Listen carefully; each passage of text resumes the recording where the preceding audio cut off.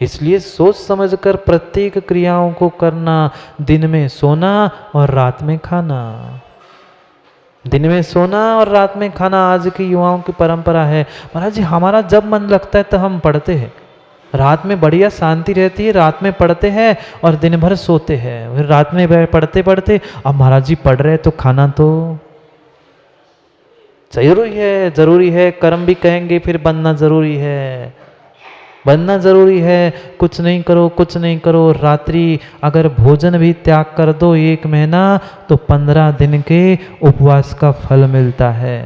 पर हमने बुद्धिपूर्वक कभी त्याग किया ही नहीं।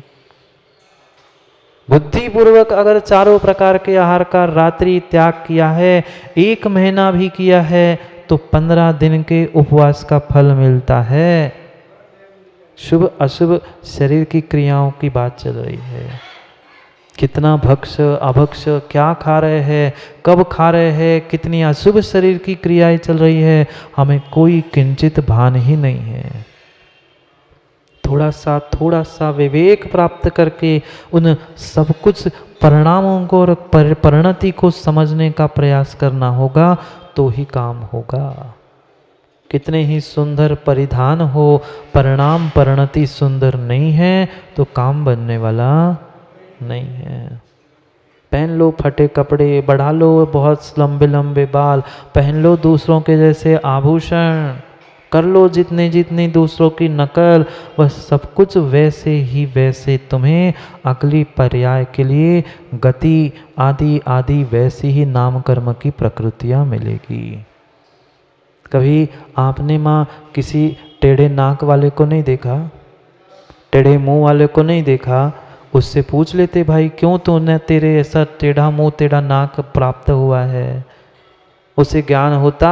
या किसी अन्य केवली के पास जाके पूछ लेना कि उनको ऐसा क्यों मिला, वो भी वही कहते कि उसने एक दूसरे की अच्छाई देखकर मुंह टेढ़ा किया था ना, आज मुंह टेढ़ा किया है कल तेरा पूरा मुंह ही टेढ़ा हो जाएगा। आज तूने दूसरे के अच्छे काम में टांग अड़ाई है, तेरी जीवन में ही हमेशा टांग अड़ी रहेगी, तेरी टांग ऐसी अड़ेगी कि तू जिंदगी में कुछ अच्छा नहीं कर पाएगा। ये सत्य है, ये कर्म सिद्धांत सत्य है, बाकी कुछ सत्य हो नहीं हो, ये परम सत्य है। जैसा करोगे वैसा भरोगे, परम सत्य है। इसलिए कम से कम अशुभ वचन अशुभ काय से बचने का तो प्रयास करो, प्रयास करो। समय तो हो गया है, घड़ी का भी और घड़ी का भी समय हो गया है। समय को समझने का समझो, अपनी समझदारी का परिचय दो ना। परिताप की गाथा आज कल की चल रही है, कल की गाथा की एक लाइन बची थी वही पढ़ी, आज गाथा पढ़ी नहीं, कल नहीं अब परसों ही पढ़ेंगे। पर कल की गाथा बची थी ना, अशुभ काय योग, उसकी व्याख्या हुई। क्या करूं, इतना सारा कुंद स्वामी ने लिखा है, वह एक पंक्ति में लिखा है, पर इतना सारा विषय है समेटते नहीं समझ रहा। पर समेटना तो पड़ेगा, समय तो विमल भाई बहुत थोड़ा सा बचा है, बस 4-8 दिन में तो भगवान का निर्वाण और चतुर्मास समाप्त। हाँ, स्थान तो बदलेगा ही, स्थान तो बदलेगा ही, भले यहाँ नहीं तो और सही, पर स्थान तो बदल नहीं है। चतुर्मास समाप्त तो सब समाप्त करेंगे पुनः समय पर। कल परसों कुंद स्वामी उस शुभ की बात कहेंगे। शुभ वचन शुभ काय शुभ मन कैसे होता है, अशुभ से छूटने के लिए, शुभ से, क्योंकि अभी आश्रव की व्याख्या है, संवर में दोनों से बचने की व्याख्या करेंगे। उस अशुभ से बचकर शुभ की परिणति को प्राप्त काम तो करना है, क्रिया भी माँ करनी है, बच्चों को समझाना भी है, पर अपना बिगाड़ करके नहीं, क्योंकि दूसरे के सुधार के पीछे हम अपना बिगाड़ नहीं कर सकते। ना दूसरे के बिगाड़ के पीछे बिगाड़ करो, ना दूसरे के सुधार के पीछे बिगाड़ करो, होता स्वयं जगत परिणाम। उपदेश दो, समझा दो, फिर उसका काम वो जाने और अपना काम आप जानो। बस इतना ही अकर्तृत्व बुद्धि से जियोगे तो ही सुखी हो पाओगे, नहीं तो जिंदगी भर रोना ही है, दुखी रहना है। इसलिए देखो, जानो और जाने दो, ठीक है ना। देखो जानो महन भाई, और जाने दो, ऐसे ही करना, फिर चले जाएंगे, बैठे रहना। करेंगे पुनः समय पर समय की चर्चा। कल आचार्य भगवंत का वह आचार्य पदारोहण मनाएंगे नए मंदिर में, और परसों पुनः यहीं पर हम अगली गाथाओं को समझने का प्रयास करेंगे। समय पुनः समय पर समझने के लिए समय पे मिलते हैं, क्योंकि समय पे किया गया काम समय को दिलाता है। बोली भगवान महावीर स्वामी की। अंतिम तीर्थेश वर्तमान स्वामी के शासन में हमसे विराजते और उनकी यह पावन पीयूष देशना हम सभी के लिए परम उपकारी। अनादिकाल से हमारी आत्मा में जो जन्म, जरा और मृत्यु रूपी रोग लगे हैं, उन रोगों का उपशमन करने वाली कोई परम औषधि है तो वह एकमात्र यह जिनवाणी। भव्य आत्माओं, हम अपने अभ्यंतर जगत की यात्रा कर रहे थे। बाहर की बहुत सारी यात्रा हमने कर ली, पर फिर भी हमें अपने स्वयं की जिम्मेदारी का बोध नहीं हो पाया। घर परिवार की जिम्मेदारी तो एक बालक जैसे ही युवा होता है वह समझने लग जाता है, पर मेरे इस जीवन की, मेरे इस यात्रा की जिम्मेदारी परिपूर्ण रूप से मेरे ऊपर थी, शायद मैं आज तक नहीं समझ पाया। चाहे लौकिक जिम्मेदारी हो, चाहे पारलौकिक जिम्मेदारी हो, दोनों भी जिम्मेदारी परम परम मेरे ही स्वाधीन थी। लौकिक जीवन में भी जो कुछ भी मेरे साथ घटित हो रहा है, शुभ अशुभ, अच्छा बुरा, उसकी भी जिम्मेदारी मेरी स्वयं की थी।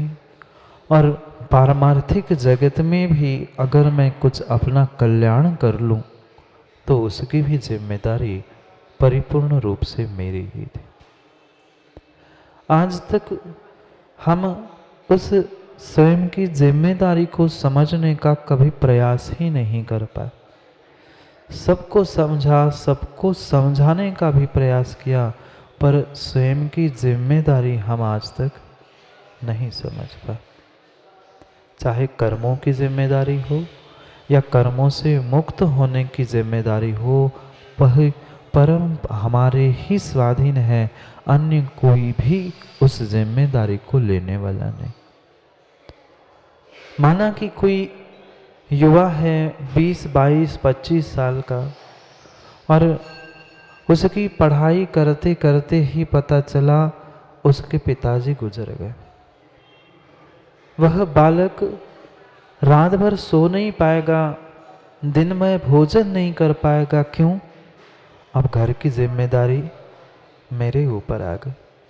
2 बहनें हैं, माँ है, मैं स्वयं हूँ। अब मुझे कुछ ना कुछ करना होगा कि मैं कुछ अर्थ कमाऊँ, पैसे कमाऊँ, तभी तो घर चल पाएगा। जैसे उस युवा की, उस बालक की जिम्मेदारी का बोध उसे हो गया था, क्या ऐसी जिम्मेदारी का बोध मुझे कभी हुआ? नहीं हुआ।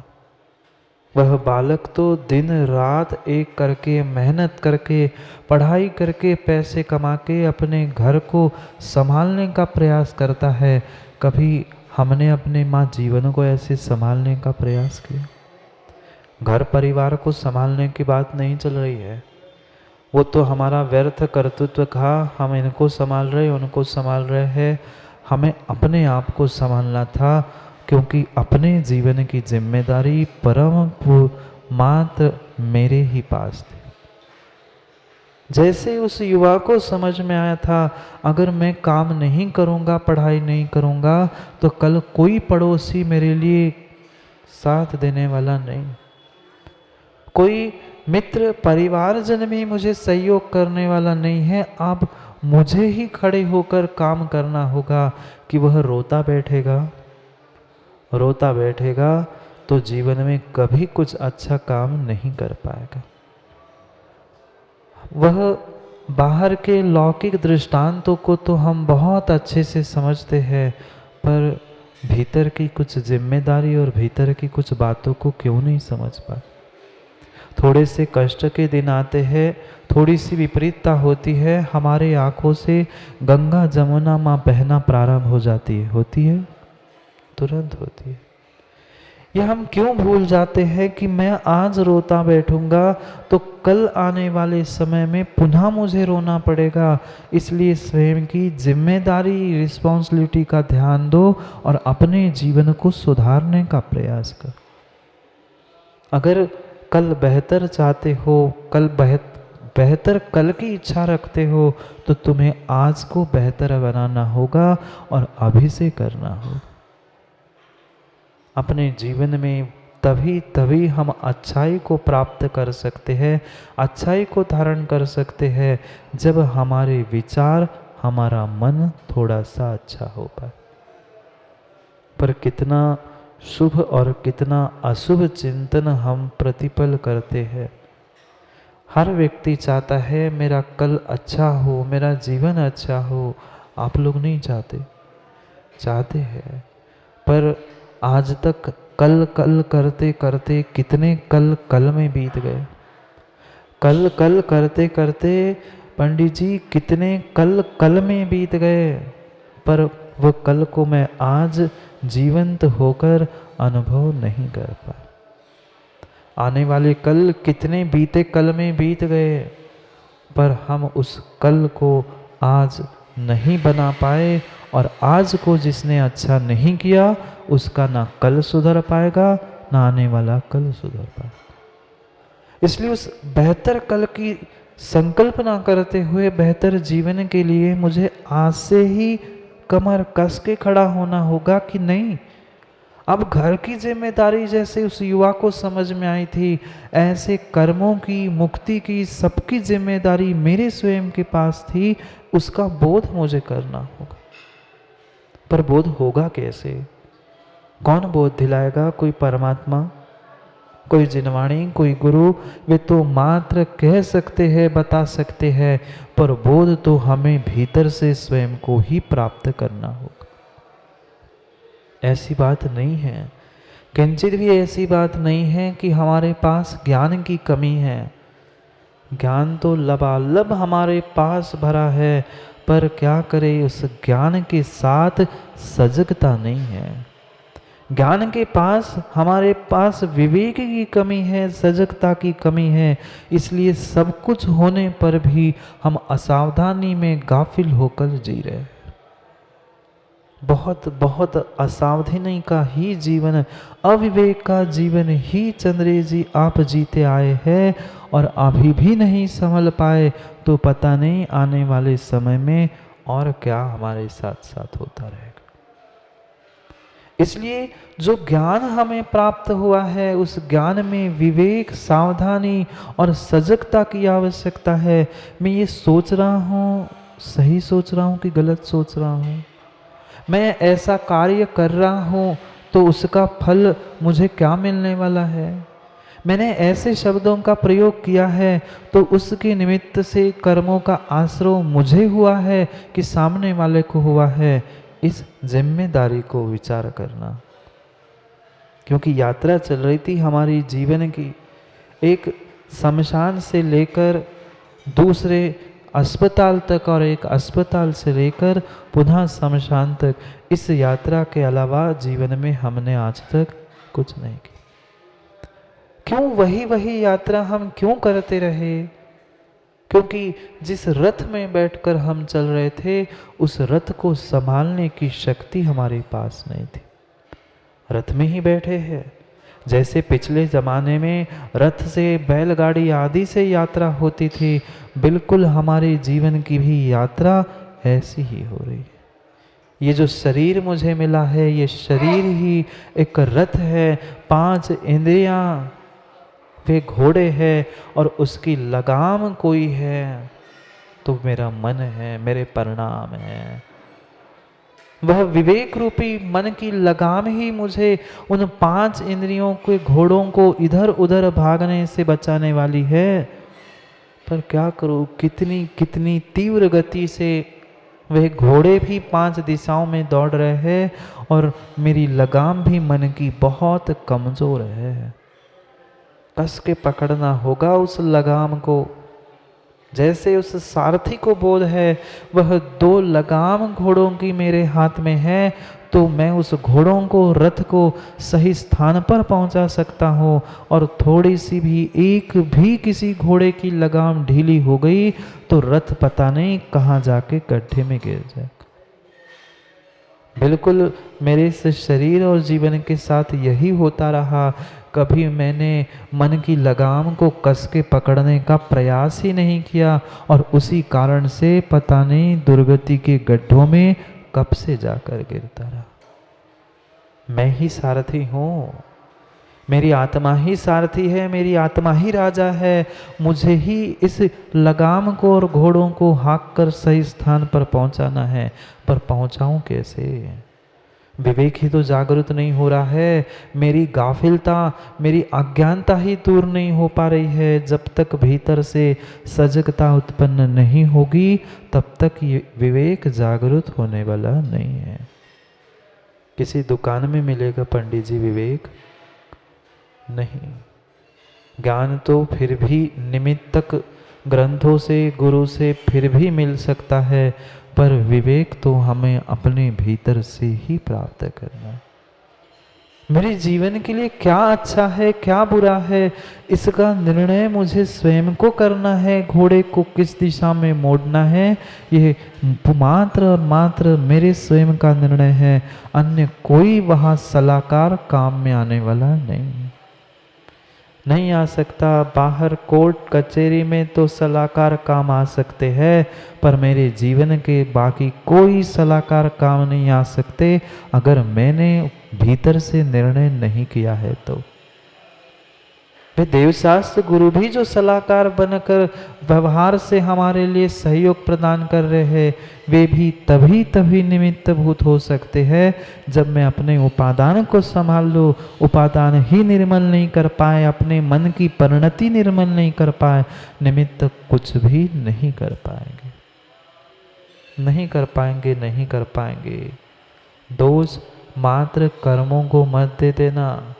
क्या करें महाराज जी, काल खोटा है। चंद्रेश जी कह सकते हैं महाराज जी पंचम काल है, पुराने कर्म रखे हैं। दोष कर्मों का नहीं है, द्रव्य कर्मों का तो बिल्कुल भी दोष नहीं है। वे तो पुद्गल थे, तुमने जैसे भाव कर्म किए थे वैसे द्रव्य कर्म आए थे। बहुत अच्छे से समझना, जो हमारे साथ जो कुछ भी घटित हो रहा है वह परम मात्र मेरे आश्रव कर्मों का जो किया था उसके कारण हुआ था। माँ याद है ना, आश्रव जारी है। यहाँ बैठे बैठे भी परमात्मा गुरु के चरणों में बैठे बैठे भी आश्रव जारी है। उस आश्रव को पहचानेंगे कैसे?